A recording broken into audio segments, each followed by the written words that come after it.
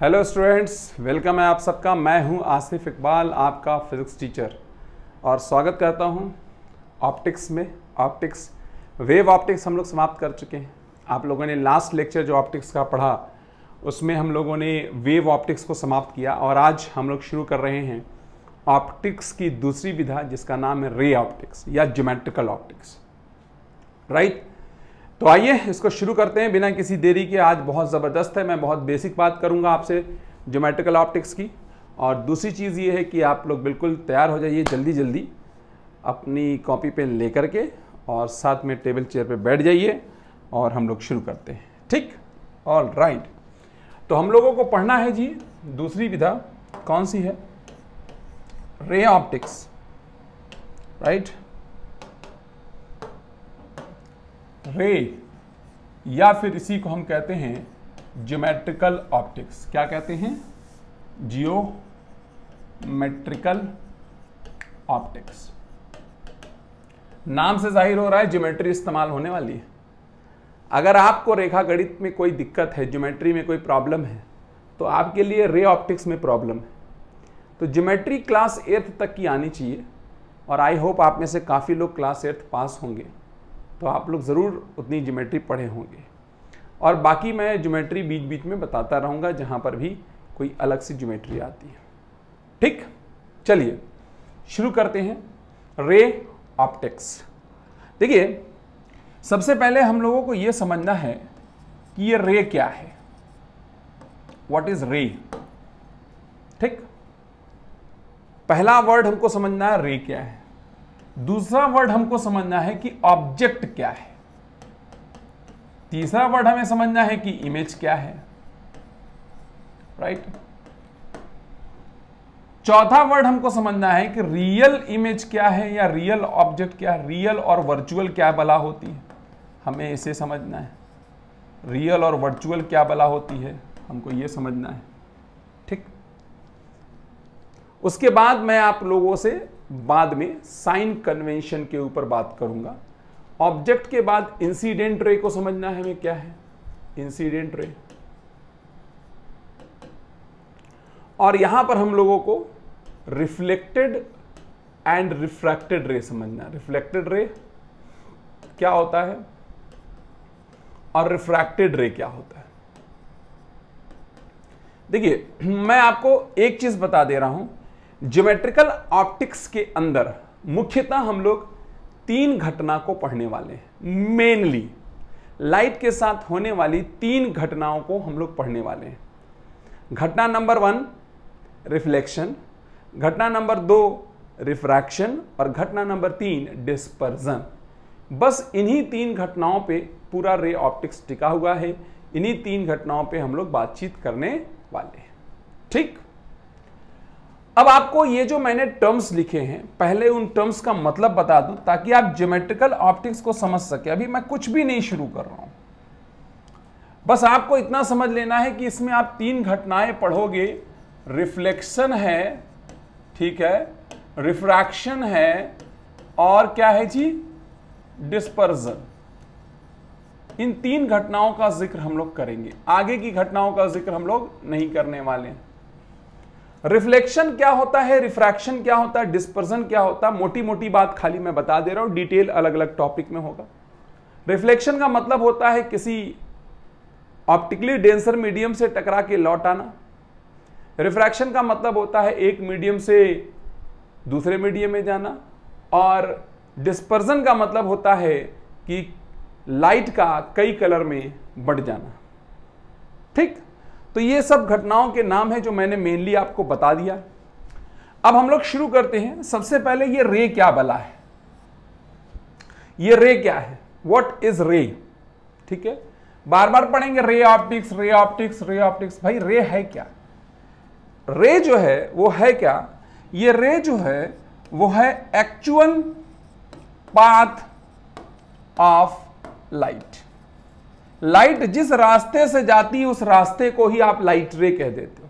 Simple, यानी कोई भी लाइट रे लाइट के प्रोपेगेशन का रास्ता होता है। समझ में आ रहा है?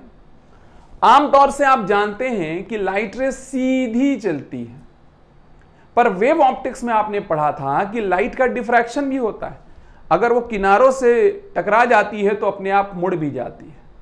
भाइयों और बहनों, इस पूरी रे ऑप्टिक्स में हम डिफ्रैक्शन पे चर्चा नहीं करेंगे, will not talk about diffraction. Clear? यानी हम ये मान के चलेंगे कि लाइट हमेशा सीधी रेखा में ही चलती है। क्लियर है? हम डिफ्रैक्शन की चर्चा नहीं करने वाले।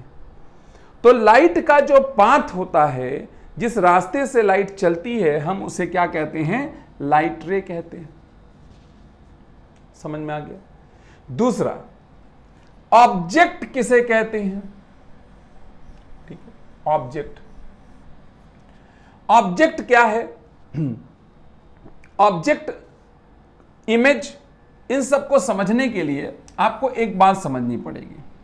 हम लोग क्या करेंगे, कोई ना कोई ऑप्टिकल डिवाइस लेंगे, ऑप्टिकल डिवाइस लेंगे, यंत्र लेंगे। जैसे हम कोई मिरर लेंगे, हम कोई लेंस लेंगे, कुछ भी लेंगे, राइट? मान लीजिए कि एक मिरर हम लेते हैं, तो एक मिरर से, जैसे आप लोग मिरर के सामने खड़े होकर के अपने चेहरे को देखते होंगे, तो आपकी इमेज उस मिरर में कैसे बन जाती है? होता क्या है कि यहां पर एक बॉडी है, वो बॉडी मान लीजिए आप हैं, आपके ऊपर लाइट गिरती है, लाइट गिर के जाती है, टकराती है, और टकराने के बाद यहां इमेज बन जाती है। समझ में आ रहा है आपके? तो भाइयों और बहनों, अगर आप पर यह लाइट ना गिरे तो क्या इमेज बनेगी? आप मिरर को उजाले में रखिए और खुद अंधेरे में खड़े हो जाइए, इमेज नहीं बनेगी। लेकिन आप खुद को उजाले में रखिए और मिरर अंधेरे में भी होगा तो भी इमेज बन जाएगी। क्यों? इमेज बनाने के लिए आपके बॉडी से या ऑब्जेक्ट की बॉडी से टकरा के लाइट जानी चाहिए, यह तरीका होता है। अब इसमें ऑब्जेक्ट कौन है? ऑब्जेक्ट वो बॉडी है जिसके लिए आप इमेज फॉर्मेशन पढ़ रहे हैं, राइट? ऑब्जेक्ट वो बॉडी है जिसके लिए आप इमेज फॉर्मेशन पढ़ रहे हैं। और इमेज क्या है? इस ऑप्टिकल डिवाइस के द्वारा, इस ऑप्टिकल डिवाइस के द्वारा जो बॉडी क्रिएट होती है, जो बॉडी बनती है, उसी को हम क्या बोलेंगे? इमेज। तो एक्चुअली ये बॉडी, इस बॉडी की क्या है? इमेज। आप इसे ऑब्जेक्ट बोल दीजिए और इसे क्या बोल दीजिए? इमेज बोल दीजिए, राइट? तो ऑब्जेक्ट हो गया और इमेज हो गया, ठीक। अब रियल और वर्चुअल होने का क्या मतलब होता है? देखिए, अगर आपको कहा जाए कि ऑब्जेक्ट रियल है या ऑब्जेक्ट वर्चुअल है, तो आपके दिमाग में क्या बनेगा? रियल मतलब रियल, वास्तविक कहेंगे, और वर्चुअल का क्या मतलब होता है? देखो, रियल और वर्चुअल होने का मतलब यह है कि अगर आप इमेज को स्क्रीन पर हासिल कर लो तो वो रियल इमेज है, और स्क्रीन पे ना हासिल हो तो वो वर्चुअल इमेज है। जैसे मैं आपको समझाता हूं, आप एक मिरर के सामने सपोज कर लीजिए खड़े हैं आप, ये मिरर है, यहां पर खड़े।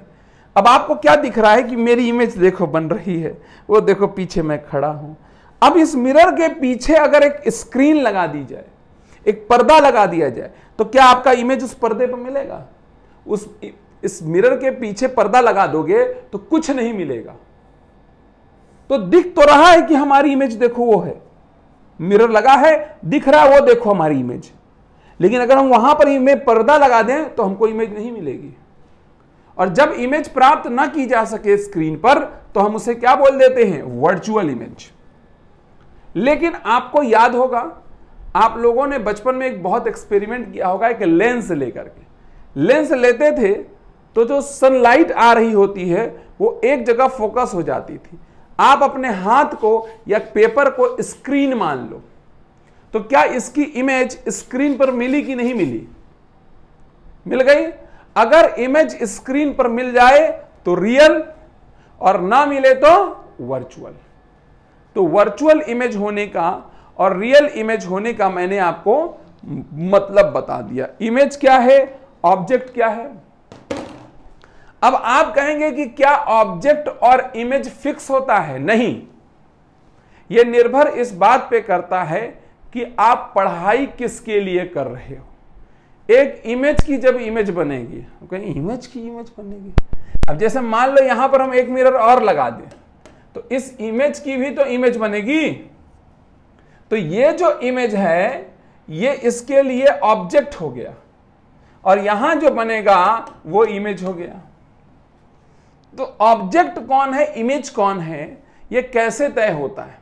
ये तय होने के लिए एक सबसे बड़ी शर्त है कि आप किस घटना की स्टडी करने जा रहे हैं, किस घटना को आप पढ़ने जा रहे हैं। जिस इवेंट को आप पढ़ने जा रहे हैं वहीं से तय होगा कि ऑब्जेक्ट कौन है और इमेज कौन है। ऑब्जेक्ट से आने वाली लाइट कहलाती है इंसिडेंट लाइट रे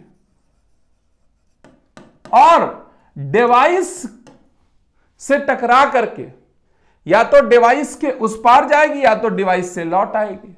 तो डिवाइस के उस पार जाने वाली या डिवाइस से लौट आने वाली, अगर डिवाइस के उस पार चली गई, जैसे मान लो ये मिरर ना होकर के एक स्लैब होता तो उस पार चली जाती।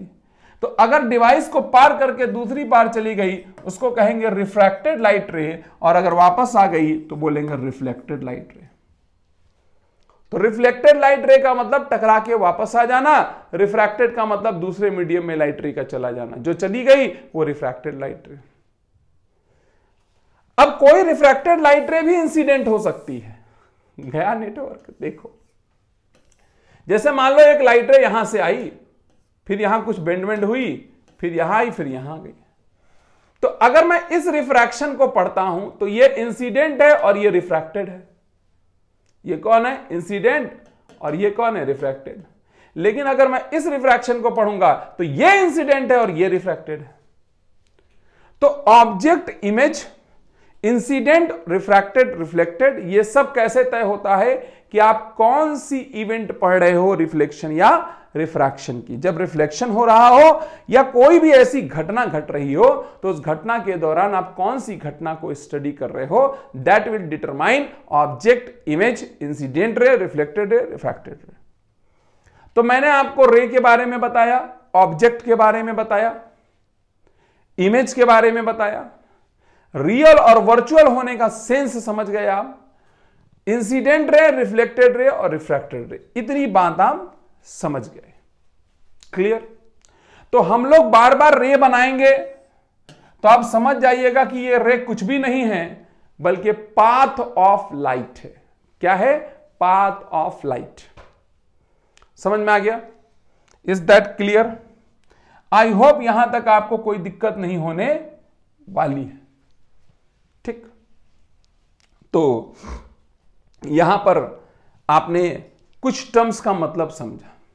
अब एक और टर्म है जिसे आपको समझना है और मास्टर ब्लास्टर टर्म है, और उस टर्म का नाम है रे डायग्राम। ठीक, रे डायग्राम। रे डायग्राम क्या चीज होती है? देखिए हम लोग क्या करेंगे, हम यहां पर इमेज फॉर्मेशन के लिए एक डायग्राम क्रिएट करते हैं। Diagram for image formation, diagram for image formation. हर जगह जहां जाएंगे मैं बार बार आपको रे डायग्राम बनाऊंगा। आपको रे डायग्राम बनाने का ही चैंपियन बनना है। अगर आपने रे डायग्राम बनाना सीख लिया तो भाई और बहनों फिर क्वेश्चन में दम नहीं है। क्वेश्चन 2 कौड़ी का है, क्वेश्चन से कोई लेना देना नहीं। बस आपको सीखना क्या है, रे डायग्राम बनाना। तो वो डायग्राम जो इमेज फॉर्मेशन को के लिए बनाया जाता है हम उसे रे डायग्राम कहते हैं।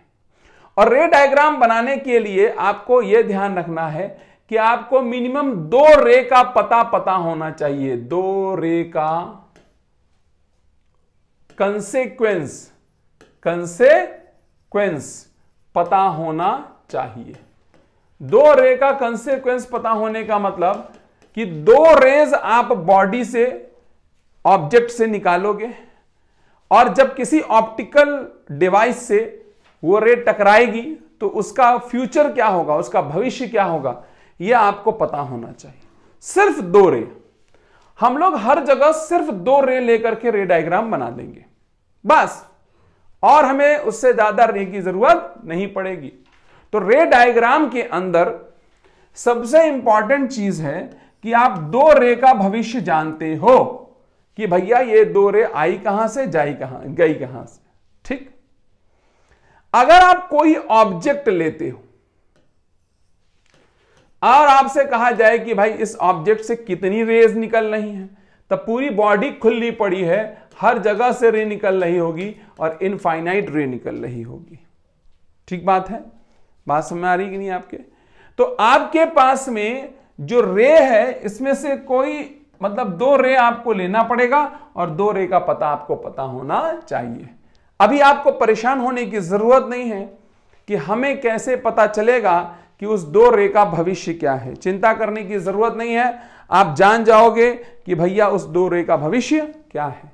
So don't worry, later on हमें पता चलेगा, बस दिमाग में सेट करते जाइए चीजें, बाकी तो सिखा देंगे आपको। तो दो रे का कंसेक्वेंस आपको पता होना चाहिए। चलो, अब रे डायग्राम से संबंधित कुछ और चीजें हैं जो मैं आपको बताऊंगा। रे डायग्राम से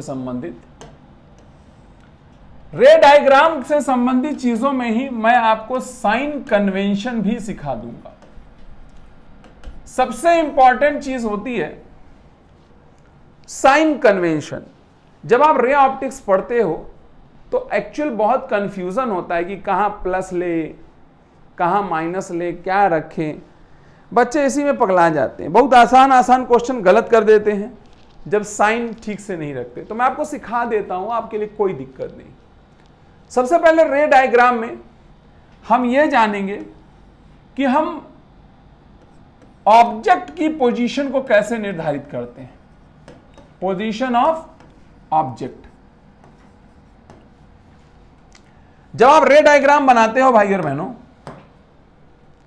तो इंसिडेंट रे बनाएंगे। उसमें इंसिडेंट रे जहां पर मिले एक्चुअली में या मिलती हुई अपीयर हो, लगे कि हम मिल रही हैं। ठीक, जहां एक्चुअली मिले या मिलती हुई लगे, वो दो रे लेंगे ना आप, या तो कहीं वो मिलेंगी या तो मिलती हुई लगेंगी, उन्हें उस जगह पे हम ऑब्जेक्ट बना लेंगे। आप कहेंगे जी अजीब बात है, यह बात तो मेरे समझ में आती है कि दो रे मिले। भाई हम रे डायग्राम बनाएंगे, पटरी पेंसिल की मदद से हम रे डायग्राम बनाएंगे, और जब रे डायग्राम बनाएंगे तो इंसिडेंट रे कहीं मिलेगी, ये तो समझ में आ रहा है, मिलती हुई लगेंगी। अपीयर टू मीट का क्या मतलब है भैया? Appear to meet, appear to meet.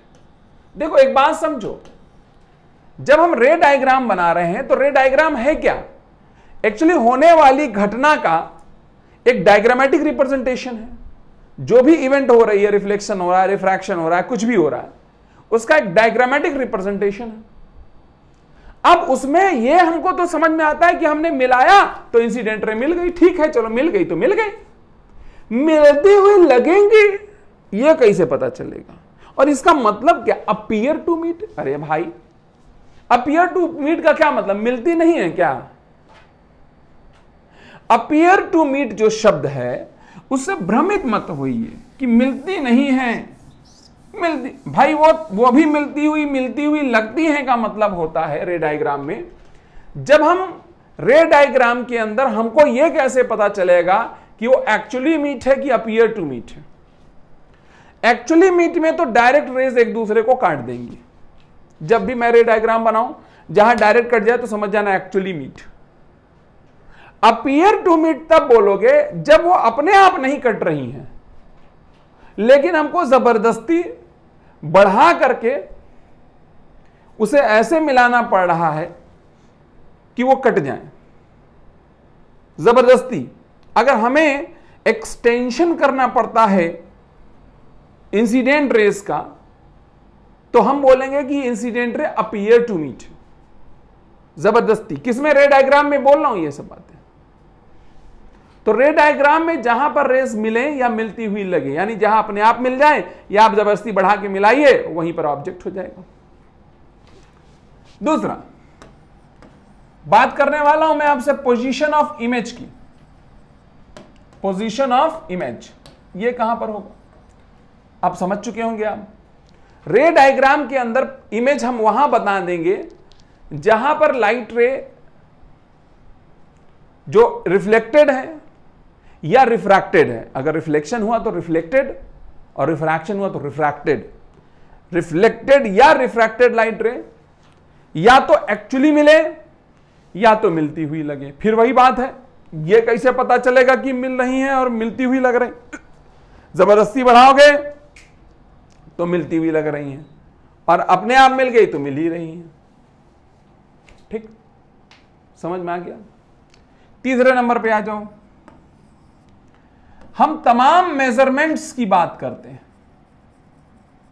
Measurements, जब आप तमाम मेजरमेंट्स की बात करोगे तो पूरे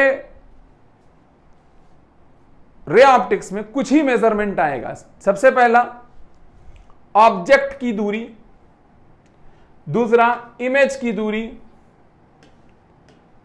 राइट, दूसरा, तीसरा ऑब्जेक्ट की लंबाई, इमेज की लंबाई, focal length, radius of curvature, linear magnification. ये कुछ क्वांटिटीज हैं जो एक एक करके आपको मिलने वाली है। U है ऑब्जेक्ट की दूरी, V है इमेज की दूरी, LO ऑब्जेक्ट की लेंथ, इमेज की length, focal length, radius of curvature और लीनियर मैग्निफिकेशन। एक बात समझिएगा, जब हम U नापते हैं, जब हम V नापते हैं, U नापते हैं, F नापते हैं और R नापते हैं, समझिएगा चार चीजें। कौन कौन? U, V, F और R। यह नापी जाती है या तो पोल से या फिर कह लो ऑप्टिकल सेंटर से। अब आप कहेंगे जी ये क्या बला है पोल या ऑप्टिकल सेंटर? पोल आपको मिलने वाला है मिरर में। किसमें? मिरर में। और ऑप्टिकल सेंटर मिलने वाला है आपको लेंस में। क्या होता है ये तो डिटेल करेंगे मिरर में ही, लेकिन फिलहाल अगर मान लीजिए कोई मिरर ऐसा है तो उसका पोल मान लीजिए यहां पर आएगा, और अगर कोई लेंस ऐसा है तो उसका ऑप्टिकल सेंटर ये आएगा। ठीक, अगर आप प्लेन मिरर ले लेते हो, मतलब प्लेन सरफेस ले लेते हो, तब पोल कहां आएगा? पोल कहीं भी आ सकता है, कोई भी पोल है, सब पोल है। समझ में आ गया? तो पोल ऑप्टिकल सेंटर से दूरियां नापी जाती, किसकी किसकी? U, V, F और R की। समझ में आ गया? तो भाई जो दूरी, याद रखिएगा, जो दूरी डिवाइस के प्रिंसिपल एक्सिस के अलोंग नापी जाएगी वो पोल या ऑप्टिकल सेंटर से नापी जाएगी। यानी ऑब्जेक्ट की दूरी, इमेज की दूरी, focal length, radius of curvature, ये सब कहां से नापी जाएगी? पोल या ऑप्टिकल सेंटर से। ठीक, लेकिन हो सकता है कि ऑब्जेक्ट और इमेज की जो लंबाई होगी वो ऑब्जेक्ट ऐसे हो या ऐसे हो। ये पॉसिबल है ना कि जो मिरर है उसके सामने जो एक्सिस है उस एक्सिस के ऊपर या उस एक्सिस के नीचे हो सकता है। तो लेंथ ऑफ इमेज या ऑब्जेक्ट इस प्रिंसिपल एक्सिस के ऊपर या इस प्रिंसिपल एक्सिस के नीचे नापी जा सकती है। ये मिरर में भी आएगा, लेंस में भी आएगा, दुनिया में हर जगह आएगा। कोई, मैं ये जो भी बात कर रहा हूं ये इन जनरल बात कर रहा हूं, ना मिरर के लिए ना लेंस के लिए, सबके लिए। सर्वजन हिताय सर्वजन सुखाय। क्लियर? तो भैया ये दूरियां कहां से नापी जाएगी और लेंथ को कैसे नापा जा सकता है ये मैंने आपको बताया। अब ध्यान से सुनिएगा, सबसे बड़ा सवाल यह आता है कि ये जो मेजरमेंट्स आपने किया है हम इसका साइन कैसे निर्धारित करते हैं, इसकी चिन्ह परिपाटी कैसे निर्धारित होगी। सुनिएगा, चौथा चीज, राइट, चौथा चीज कैसे निर्धारित करेंगे आप? इसको निर्धारित करने के लिए भाइयों और बहनों हमें देखना पड़ेगा इंसिडेंट रे को। किसे देखना पड़ेगा? इंसिडेंट रे को, आप इंसिडेंट रे को रेफरेंस लेते हैं। जब भी आपको यू वी एफ आर किसी का भी साइन लेना है तो आप इंसिडेंट रे को रेफरेंस लेंगे, समझिएगा। जैसे मान लीजिए यहां मैंने कोई भी मिरर लिया, एक मिरर है, अभी इसका नाम नूम से मतलब नहीं अपने को, ये इसका पोल है और ये है इंसिडेंट रे, तो बट ऑब्वियस सी बात है यहां ऑब्जेक्ट होगा। ठीक भाई और बहनों, जो कुछ भी इंसिडेंट रे की डायरेक्शन में, और मान लीजिए इधर इमेज कहीं बना है ना, ये इमेज मान लीजिए थोड़ी देर के लिए, जो कुछ भी इंसिडेंट रे की डायरेक्शन में नापा जाएगा वो प्लस लिया जाएगा, जो इंसिडेंट रे के अपोजिट नापा जाएगा वो माइनस लिया जाएगा। फिर से सुनो, जो इंसिडेंट रे की डायरेक्शन में नापा जाएगा पॉजिटिव, जो इंसिडेंट रे के अपोजिट नापा जाएगा वो निगेटिव, जो प्रिंसिपल एक्सिस से ऊपर नापा जाएगा पॉजिटिव, जो प्रिंसिपल एक्सिस से नीचे नापा जाएगा निगेटिव। समझ में आ गया? इंसिडेंट रे की डायरेक्शन में प्लस, उसके उल्टा माइनस, प्रिंसिपल एक्सिस से ऊपर नापोगे तो प्लस, नीचे नापोगे माइनस। अब देखो, जैसे मुझे इस ऑब्जेक्ट की दूरी मैंने देखी, पोल से ऑब्जेक्ट की दूरी u कहलाती है। जब नापे होगे तो कहां से नापेंगे आप? पोल से। पोल से ऑब्जेक्ट को जब नापोगे तो देखो इंसिडेंट रे की डायरेक्शन में जा रहे हो कि अपोजिट जा रहे हो? इंसिडेंट के अपोजिट जा रहे हो, तो आपको क्या कहा जाएगा? u को क्या कहा जाएगा? u is negative. यहां पर इमेज बनी हुई है, इमेज की दूरी जो पोल से कहलाती है वो v कहलाती है, और आप जब पोल से इमेज की दूरी नापोगे v, तो वो इंसिडेंट रे की डायरेक्शन में नापोगे तो it will be taken as positive. Clear? जो इंसिडेंट रे की डायरेक्शन में वो प्लस, जो अपोजिट वो माइनस। ये ऑब्जेक्ट प्रिंसिपल एक्सिस से ऊपर है तो length of object is positive, और इमेज भी ऊपर है तो length of image is also positive. Clear है? बात समझ में आ रही है? तो यहां पर आप लोगों को मैंने इन सब का साइन बता दिया, U का, V का, LO का, LI का, F का, R का, इन सब का साइन बता दिया। लीनियर मैग्निफिकेशन का साइन, लीनियर मैग्निफिकेशन का साइन कैसे तय होगा? अगर रियल इमेज है, कैसी इमेज है? रियल इमेज, तो मैग्निफिकेशन का साइन निगेटिव लेंगे, और अगर वर्चुअल इमेज है तो मैग्निफिकेशन का साइन पॉजिटिव लेंगे। ठीक बात है? तो आपको रियल इमेज में magnification will be negative and virtual image में मैग्निफिकेशन विल बी पॉजिटिव। वो निगेटिव और ये पॉजिटिव। ठीक, तो ये बात आपके समझ में आई होगी कि साइन कन्वेंशन में ये दूरियां हम नापते कैसे, इनका साइन कैसे लिया जाता है। एक सबसे बड़ी प्रॉब्लम ये आपके सामने आने वाली है कि भाई जब हम रे डायग्राम बनाएंगे तो हम ये तय कैसे करेंगे कि कब रियल बन रहा है, कब वर्चुअल बन रहा है, क्योंकि रे डायग्राम में कहां स्क्रीन लगाते फिरेंगे हम। भाई मैंने बोला ना, जिसको स्क्रीन पर प्राप्त नहीं कर सकते वो वर्चुअल, जिसे प्राप्त कर लोगे वो रियल। रे डायग्राम में कहां से स्क्रीन लगाते फिरोगे? तो सिंपल याद रखो, जब रे एक्चुअली मीट कर जाएं, अपने आप मिल जाएं, तो वहां पर रियल इमेज होगा या रियल ऑब्जेक्ट होगा। और अगर रेज अपीयर टू मीट है, यानी जबरदस्ती बढ़ा बढ़ू के मिलाना पड़े, तो समझ जाइएगा वो वर्चुअल इमेज या वर्चुअल ऑब्जेक्ट है।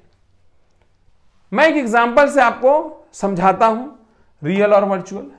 यहां मैंने एक कोई मिरर लिया है, जाहिर सी बात आपको दिख रहा प्लेन मिरर है।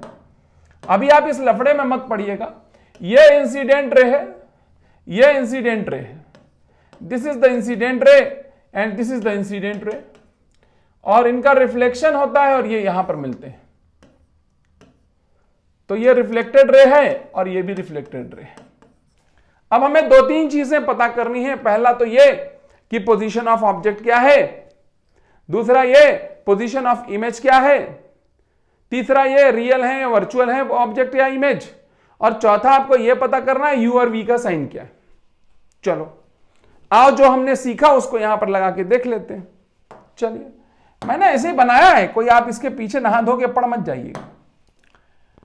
यह है इंसिडेंट रे। अब आपको 2 रे तो चाहिए, 2 रे के बिना आपका काम नहीं चलने वाला है। क्या ये 2 रे अपने आप कहीं मिल रही है? ना इधर मिल रही है, कहीं नहीं। लेकिन अगर आप इसको जबरदस्ती बढ़ाएंगे तो ये कहीं ना कहीं मिलेंगी। मिल गई। जहां इंसिडेंट रे मिले वही ऑब्जेक्ट है, यानी यहां ऑब्जेक्ट है। आई होप आप में से किसी को यह दर्द सताना नहीं चाहिए कि यही ऑब्जेक्ट होगा। अब मैं अगर आपसे पूछूं कि यह ऑब्जेक्ट रियल है या वर्चुअल, तो आप बोलोगे वर्चुअल। क्यों? रेज अपने आप मिली, हमने डायग्राम में जबरदस्ती बढ़ा के मिलाया, तो ऑब्जेक्ट वर्चुअल है। ऑब्जेक्ट की दूरी आप मिरर से नापोगे तो ये आएगी। क्या ये u है? और जरा देखो, इंसिडेंट रे इधर की तरफ है, u भी इधर की तरफ है, यानी u क्या हो गया यहां पर? पॉजिटिव।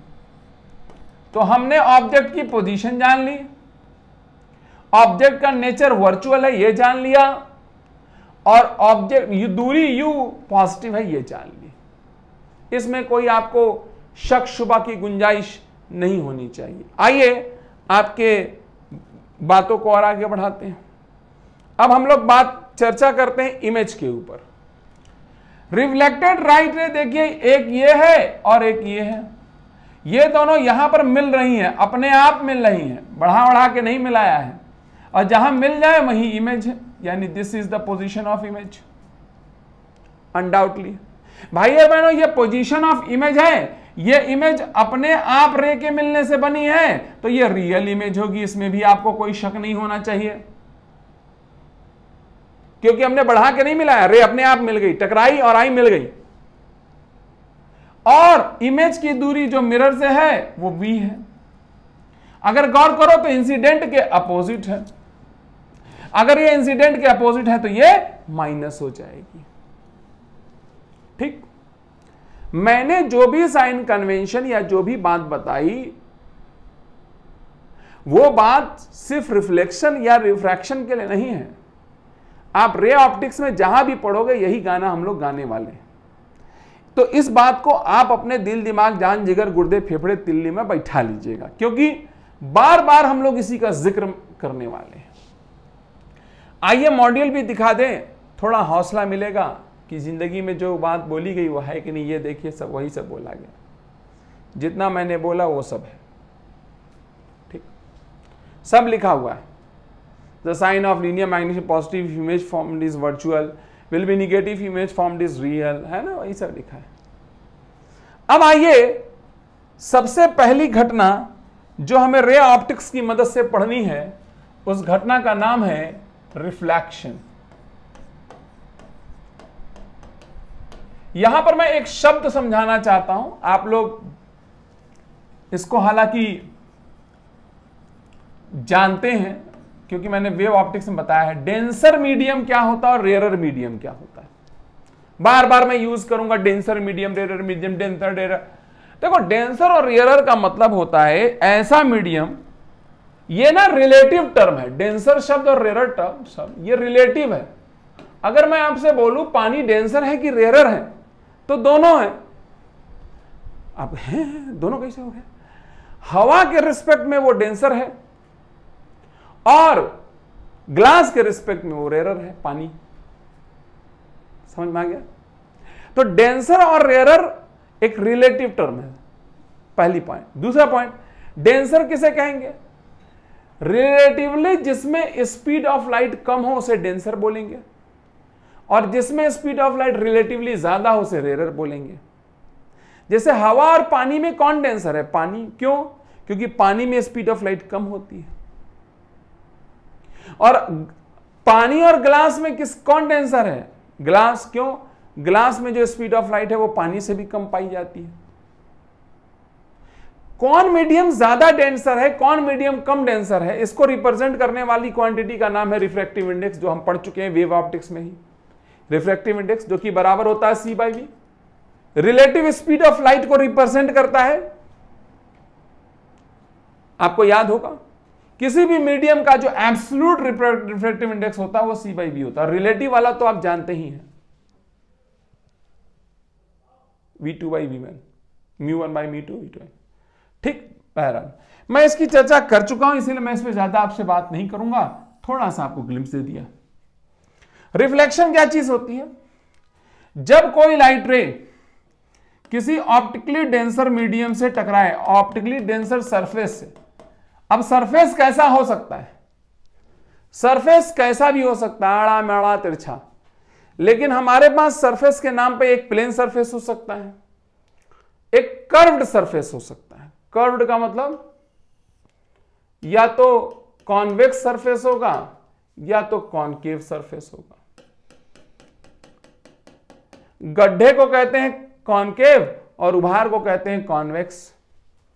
जहां से रिफ्लेक्शन होता है वही नाम पड़ता है। गड्ढे से रिफ्लेक्शन नहीं होगा क्योंकि यहां पॉलिश दिख रही है, रिफ्लेक्शन इधर से होगा, तो ये कॉन्वेक्स है। यहां गड्ढे से रिफ्लेक्शन हो रहा है, ये कॉनकेव है। इस मिरर को हम कहते हैं प्लेन मिरर, इसको कहते हैं कॉन्वेक्स मिरर और इसको कहते हैं कॉनकेव मिरर। ठीक, समझिएगा। चाहे कैसा भी सरफेस हो, सीधा हो, आड़ा माड़ा तिरछा, जो भी हो, यहां पर जब कोई भी लाइट रे टकराएगी तो टकराने के बाद टकरा करके उसी मीडियम में वापस लौटने की जो घटना होती है, टकराई और टकरा करके लौट जाने की जो घटना होती है, टकराई और टकरा करके लौट जाने की जो घटना होती है, that is called as reflection. क्या कहलाता है? रिफ्लेक्शन कहलाता है।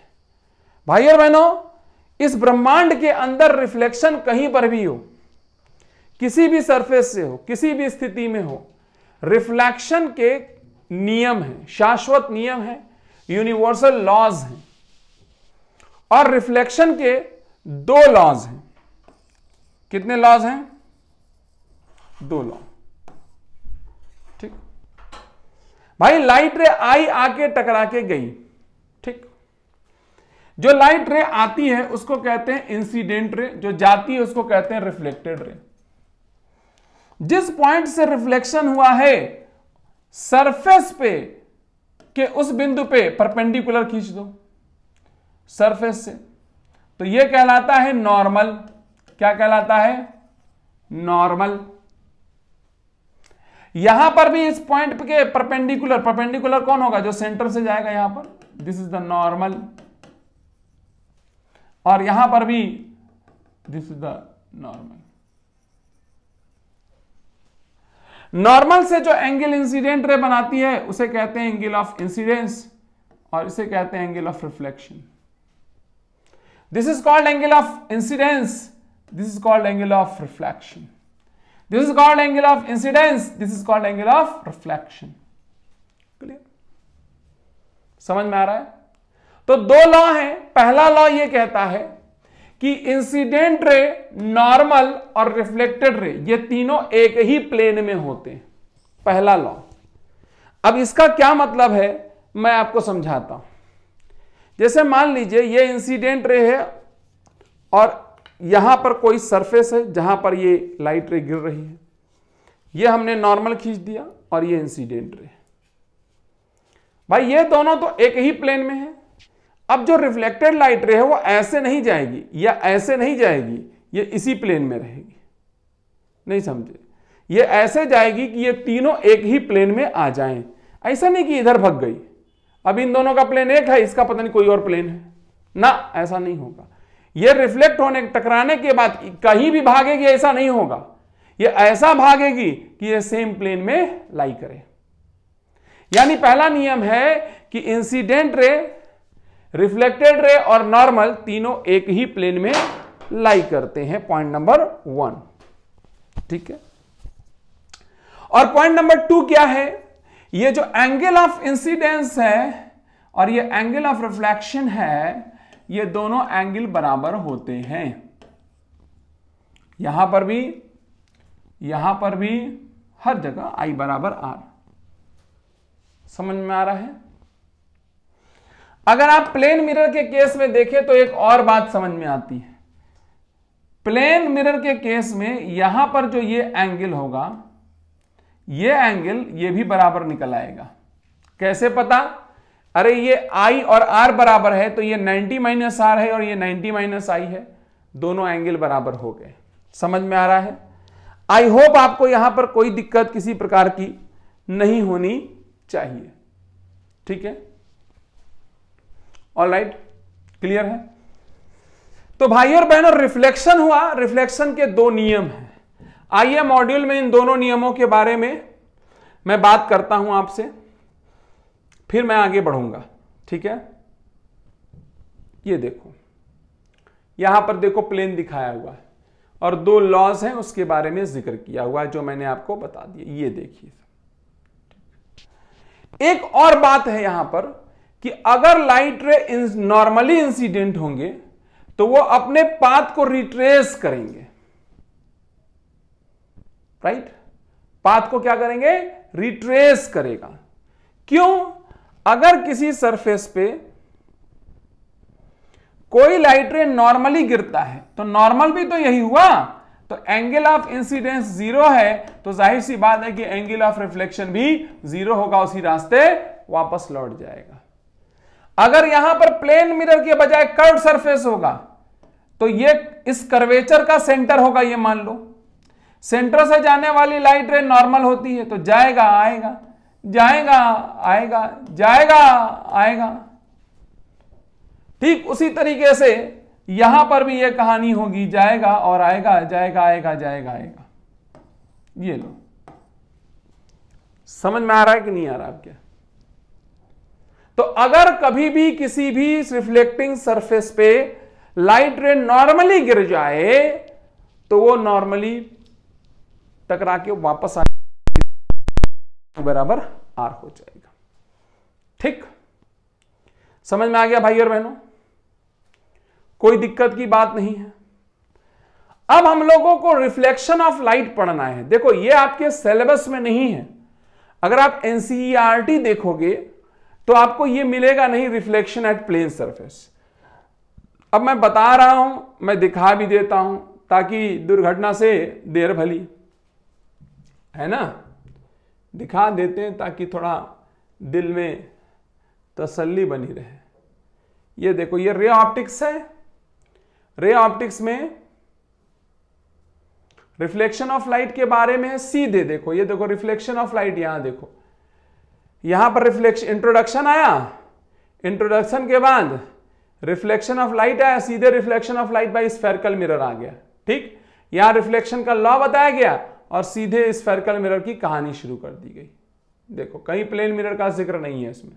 ठीक है, तो आपको क्वेश्चन भी नहीं मिलने वाला, लेकिन हाँ इक्का दुक्का क्वेश्चन मिल जाता है भाई और बहनों। ठीक, तो इसलिए मैं ज्यादा जानकारी तो नहीं, जितनी दे सकता हूं उतनी जानकारी दे रहा हूं। बहुत ज्यादा इसमें डीप आपको जाने की जरूरत नहीं है। स्फेरिकल मिरर में चलेंगे अपने डीप, खूब डीप चलेंगे, लेकिन प्लेन मिरर में मैं ज्यादा आपको डीप नहीं ले जा रहा हूं। यहां पर सिंपल सी हम लोग बात करेंगे और उसी से आप समझ लीजिएगा, कोई दिक्कत कोई समस्या की बात नहीं। तो मैं सिंपल बात करूंगा। आइए हम लोग प्लेन मिरर में सबसे पहले सीखते हैं इमेज का फॉर्मेशन। किसका फॉर्मेशन? Image formation. भाई और बहनों, जब हम इमेज फॉर्मेशन करेंगे तो हमें रे डायग्राम बनाना पड़ेगा। क्यों? अरे भैया, रे डायग्राम से ही हम सारी कहानी पढ़ेंगे। मैंने आपको पहले ही बताया, रे डायग्राम इज द माई बाप ऑफ एवरीथिंग। तो रे डायग्राम सीखेंगे। चलो रे डायग्राम सीखते हैं। यहां पर एक प्लेन मिरर है और यहां मैं इमेज फॉर्मेशन करने जा रहा हूं एक पॉइंट ऑब्जेक्ट का। किसका? एक पॉइंट ऑब्जेक्ट का। आपको हमेशा पॉइंट ऑब्जेक्ट ही मिलेगा। फैला हुआ ऑब्जेक्ट के बारे में हम ज्यादातर बात नहीं करने वाले। चलो, अब जब बात ऐसी है भाई और बहनों, हमें अब रे डायग्राम बनाना पड़ेगा। रे डायग्राम बनाने के लिए हमें दो रे चाहिए। अब चूंकि ये ऑब्जेक्ट है तो ऑब्जेक्ट से आपको दो रे निकालनी है।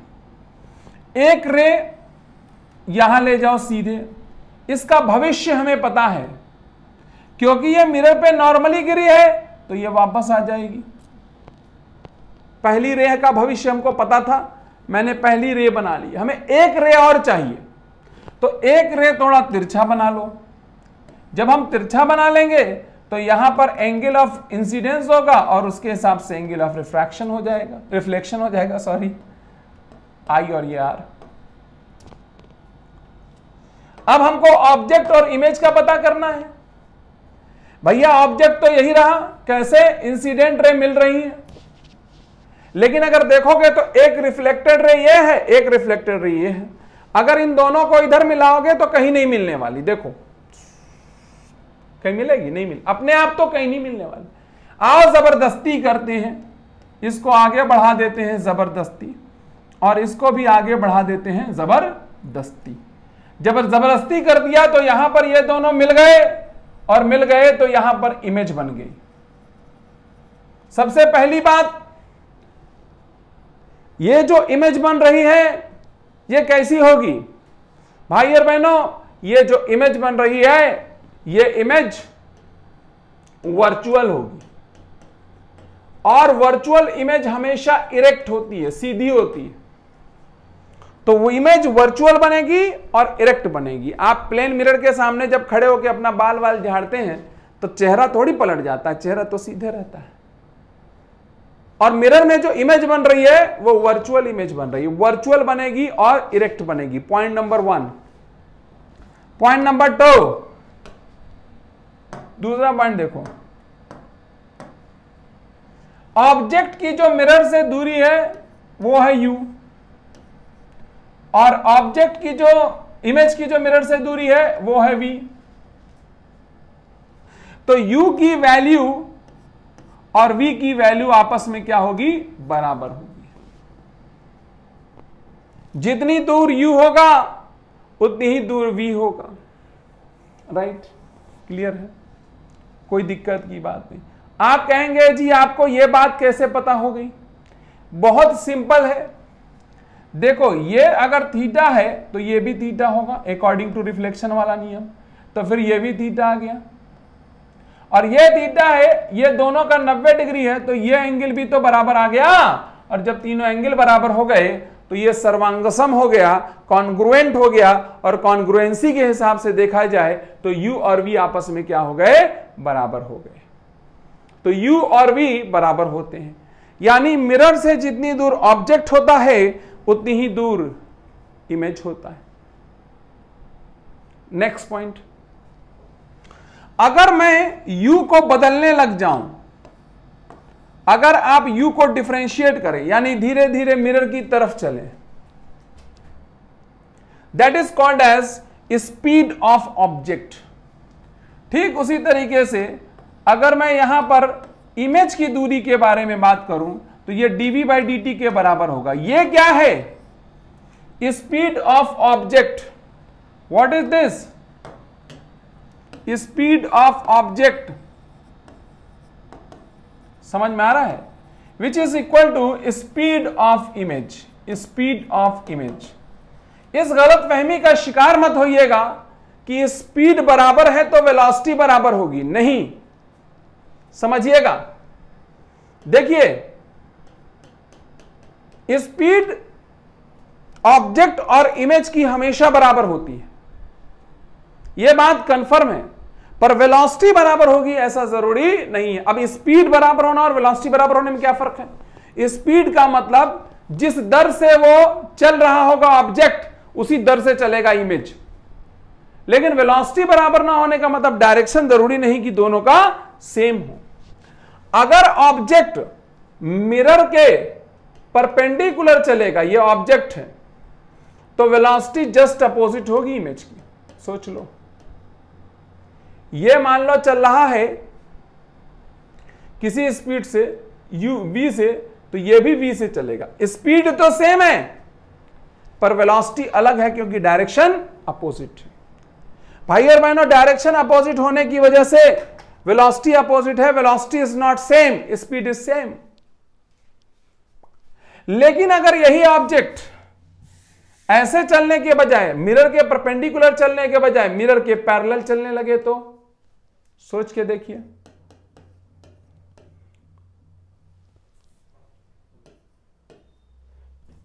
क्या डायरेक्शन सेम है दोनों का? क्या वैल्यू तो सेम होगी, डायरेक्शन भी सेम आ गया तो वेलोसिटी सेम होगी। तो अगर आपसे कोई बोले कि जब प्लेन मिरर से इमेज बनती है तो इमेज की वेलोसिटी ऑब्जेक्ट की वेलोसिटी की बराबर हो भी सकती है और नहीं भी हो सकती। अगर पैरेलल चल रहा है तो वेलोसिटी बराबर है, परपेंडिकुलर चल रहा है तो वेलोसिटी अपोजिट है। बात समझ में आई? चलिए, एक और बात है यहां पर, जब आप प्लेन मिरर से इमेज बनाते हो तो लैटरल इन्वर्जन नाम की घटना घटती है। क्या नाम की घटना घटती है? Lateral inversion. लैटरल इन्वर्जन का क्या मतलब है समझिएगा। जैसे यहां पर कोई अक्षर लिखा है P,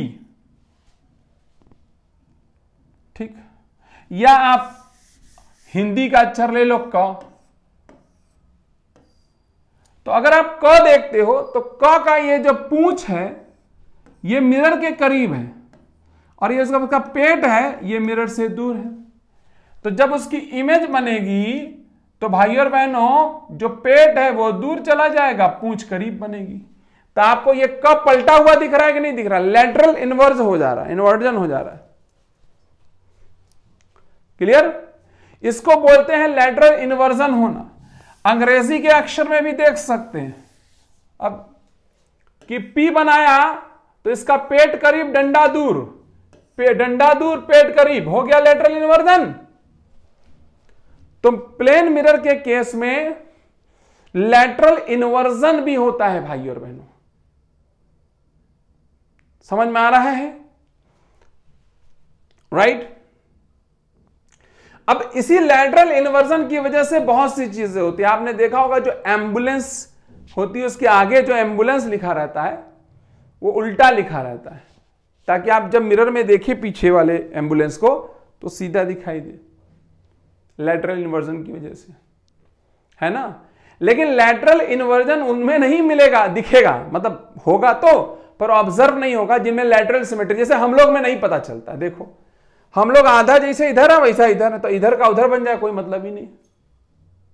अंग्रेजी में ए अक्षर का लैटरल इन्वर्जन नहीं होगा, डब्ल्यू का नहीं होगा, ओ का नहीं होगा, एम का नहीं होगा। अब बैठ के सोचिए किसका किसका नहीं होगा, दिमाग लगाते रहिए।